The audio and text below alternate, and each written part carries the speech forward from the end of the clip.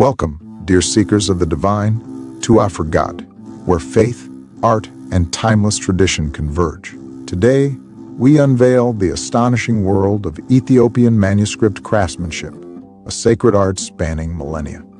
Imagine a manuscript where every word is hand-etched, each stroke an eternal dialogue with the divine. Ethiopian scribes meticulously prepare goatskins, soak them, stretch them under the sun, and smoothen them into pristine canvases for sacred scripture.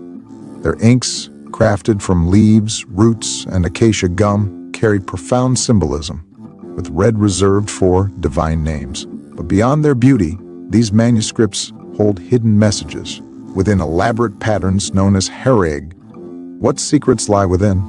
This is only the beginning. Click the related video link to dive deeper into this mesmerizing tradition. Like, share, and subscribe to keep our sacred heritage alive.